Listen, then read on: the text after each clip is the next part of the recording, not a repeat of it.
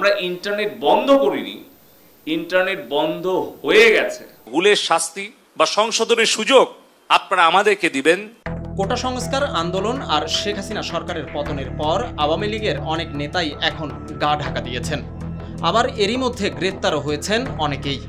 এরই মধ্যে সাবেক ডাক, টেলিযোগাযোগ ও তথ্য প্রযুক্তি প্রতিমন্ত্রী জুনায়েদ আহমেদ পলক হত্যা মামলায় জেলে রয়েছেন। এছাড়াও এই নেতা ও তার স্ত্রীর ব্যাংক হিসাব জব্দ করেছে বাংলাদেশ ফাইন্যান্সিয়াল ইন্টেলিজেন্স ইউনিট। অভিযোগ উঠেছে পলক শূন্য হাতে রাজনীতিতে আসলেও স্বেচ্ছাচারী হয়ে বর্তমানে কোটি টাকার মালিক তিনি।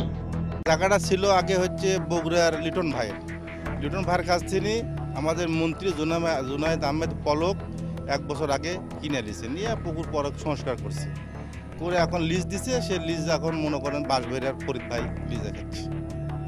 জায়গার পরিমাণ হচ্ছে ওই 30 বিঘার একটু উপরে। শুধু অভিযোগ নয়, নির্বাচনী হলফনামাতেও মিলেছে সম্পদের পাহাড় গড়ার নজির। 2008 সালে প্রধানমন্ত্রীর কাছে তদবির করে আওয়ামী লীগের মনোনয়ন নিয়ে তিনি সংসদ সদস্য নির্বাচিত হন। সেই সময় হলফনামায় তিনি নগদ অর্থের পরিমাণ উল্লেখ করেন 30,000 টাকা, আর চতুর্থবার নির্বাচনী হলফনামায় উল্লেখ করেন 1,17,00,000 টাকারও বেশি। সম্পদের পাহাড় গড়ার পাশাপাশি পলকের বিরুদ্ধে রয়েছে বিরোধী দলের নেতাদের প্রভাব খাটিয়ে নিয়ন্ত্রণ করার অভিযোগও। এছাড়াও অভিযোগের লম্বা ফিরিস্তিতে রয়েছে তার বিরুদ্ধে যাওয়া ব্যক্তিদের হয়রানি করার বিষয়টিও। আমি ভিন্ন মতের হয়, আমাকে সাবেক প্রতিমন্ত্রী জুনায়েদ আহমেদ পলকের অনেক রোষানলের শিকার হতে হয়। আমাকে চাকরিচ্যুত করা হয় এবং অন্যায়ভাবে আমার বেতন বন্ধ করে রাখা হয়। এমনকি আমাকে বেতন বন্ধ করে শুধু ক্ষান্ত হয়নি, খোরাকি ভাতাও বন্ধ করে দিয়েছিলেন। আহমেদ পলক তার অর্থের মাধ্যমে আমাদের সিনিয়র উপজেলা বিএনপিকে তার নিজের কবজায় রাখতেন এবং তার বাল্যবন্ধু এবং তার শ্বশুরের মাধ্যমে সে দলীয় সকল কার্যক্রমে প্রায় তার প্রভাব বিস্তার করতো এবং তার হাতের ইশারায় সবকিছু হতো। তো সে সময় আমরা প্রত্যেকেই জানি এটা ওপেন সিক্রেট ছিল যে 1-2 মিনিট একটা কোন দলীয় প্রোগ্রাম করতো, ওইসব ছবি তুলেই ওই প্রোগ্রামগুলো শেষ হয়ে যেত।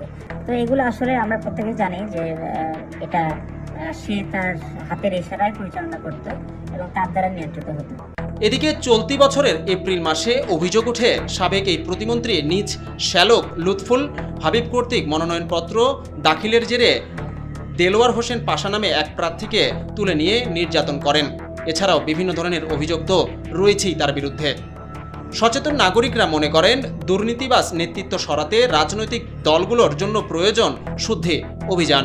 পলক সাহেবের যে মন্ত্রণালয়, আইসিটি মন্ত্রণালয়, আমরা সংবাদপত্রের মাধ্যমে বা বিভিন্ন সূত্রে এখন জানতে পারছি যে তারা কোটি কোটি টাকা, হাজার হাজার কোটি টাকা লুটপাট করেছে, বিভিন্ন রকম প্রকল্প দেখিয়ে নয়ছয় করেছে, বিদেশে পাচার করেছে। সাধারণ মানুষের এই দেশের উন্নয়নের জন্য যে টাকা ব্যবহার হওয়ার কথা, সে টাকা বিদেশে চলে যাচ্ছে, আমাদের রেমিটেন্স কমে যাচ্ছে, আমাদের বৈদেশিক রিজার্ভ কমে যাচ্ছে। দেশের ক্ষতি করে এইসব রাজনীতিবিদরা যারা নিজেদের উন্নতি করেছে তাদের বিচারের আওতায় তো অবশ্যই আনতে হবে।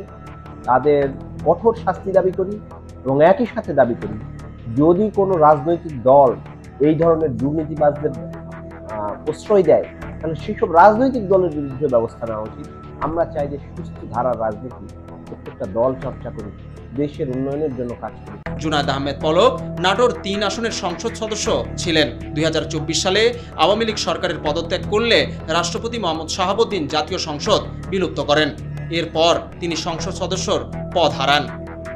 বিজন Kumar, desk report, South Asian Times.